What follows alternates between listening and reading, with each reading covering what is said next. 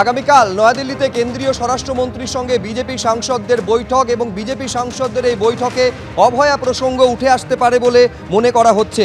আগামীকাল এই যে বৈঠক, সেখানে আরজিকর কাণ্ড তদন্ত, পাশাপাশি অভয়ার মা বাবার অসন্তোষের কথাও সামনে আসতে পারে। শনিবার অভয়ার বাবা মায়ের সঙ্গে সাক্ষাৎ করেন রাজ্য বিজেপি সভাপতি শ্রমিক ভট্টাচার্য। সংশ্লিষ্ট নেতৃত্বের কাছে অভয়ার বাবা মায়ের বক্তব্য জানানোর কথা বলেন রাজ্য বিজেপি সভাপতি।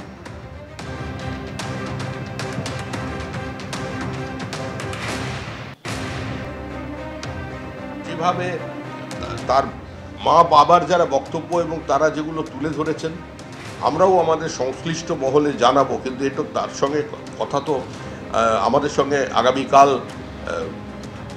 দেশের স্বরাষ্ট্রমন্ত্রীর একটা মিটিং আছে, যদিও সেটা সম্পূর্ণভাবেই সাংগঠনিক মিটিং, কিন্তু সেটার সঙ্গে এর কোনো যোগাযোগ নেই। আমরা আমাদের নেতৃত্বের যেখানে জানানোর প্রয়োজন আছে আমরা সেখানে বিষয়টা জানাবো। তার বাবা মা কিছু কথাবার্তা বলেছেন, কিছু ডকুমেন্টস আমাদের দেখিয়েছেন এবং দিয়েছেন।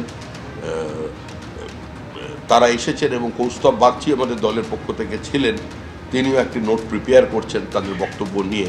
সেটা আমরা যথাযোগ্য জায়গায় পৌঁছবো, কিন্তু এটা তো আমরা কোনো কমিট করতে পারি না, কারণ সিবিআই তো এখন আর কেজড প্যারেট নয়। দুর্ভাগ্যের বিষয়, পশ্চিমবঙ্গে যারা তদন্তের গতি একটু স্লথ হয়ে গেলেই বলতেন দিদি মোদি গটাপ, আর তদন্তের গতি বেড়ে গেলেই আরেক দল বলতেন, যাদের বিরুদ্ধে তদন্ত হচ্ছে, বলতেন রাজনৈতিক প্রতিহিংসা। এই দুই ন্যারেটিভ সেট করা রাজনৈতিক দলেরাই কিন্তু দিল্লিতে গিয়ে একযোগে রাজ্যসভা এবং লোকসভাকে অচল করে দিচ্ছেন। 9 আগস্ট নবান্ন অভিযান এবং সেই অভিযানে সেই কর্মসূচিতে অংশগ্রহণ করার জন্য আমন্ত্রণ জানাতে বিজেপি দপ্তরে পৌঁছলেন অভয়ার মা বাবা।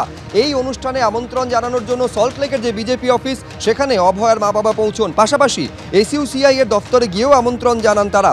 তাদের বক্তব্য, তৃণমূল ছাড়া সমস্ত রাজনৈতিক দলকেই আমন্ত্রণ জানানো হচ্ছে। পরিচিত আছে যেসব জানি নাম রাজনৈতিক দলগুলোকে, সবাইকে আমরা আমন্ত্রণ জানিয়েছি।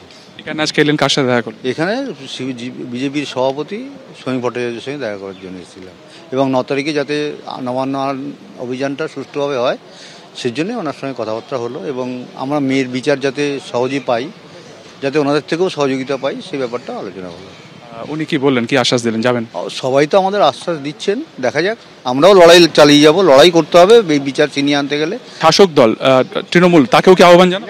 না, কারণ ওনাদের যে রাজনীতির যে স্ট্র্যাটেজি, এটাই আমাদের ভালো লাগে না। সেই ব্যাপারে ওনাদের সত্যি এই মুহূর্তে ওনাদের ঘৃণা করি, জাস্ট, আর কিছু নয়। শুধু পশ্চিমবঙ্গ নয়, শুধু ভারতবর্ষ নয়, সারা পৃথিবীকে তোলপাড় করে দিয়েছিল আরজিকরের অভয়ার ঘটনা।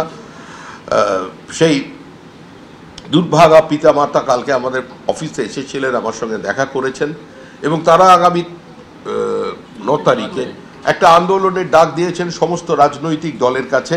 তারা যাচ্ছেন এবং তারা বলছেন এই অভিযানে সামিল হওয়ার জন্য। ওই কোনো আন্দোলনকেই, এই ধরনের স্বতঃস্ফূর্ত সামাজিক প্রতিবাদকে, প্রতিরোধকে রাজনীতির রঙে রাঙিয়ে দিতে চাই না।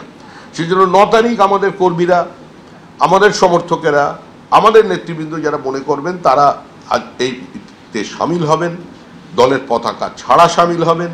এই প্রতিবাদে এই মুহূর্তে পশ্চিমবঙ্গের যে অবস্থা, আমরা কোনো রাজনৈতিক অস্পৃশ্যতায় বিশ্বাস করি না। আমাদের পাশে অন্য যে কেউ হাঁটতে পারেন, আমাদের কোনো অসুবিধা নেই। যদি তাদের অসুবিধা হয় একটু বলবেন, আমাদের লোকজন একটু পিছনের দিকে হাঁটবে, কিন্তু থাকবেন। এই আন্দোলন সর্বাত্মক হোক,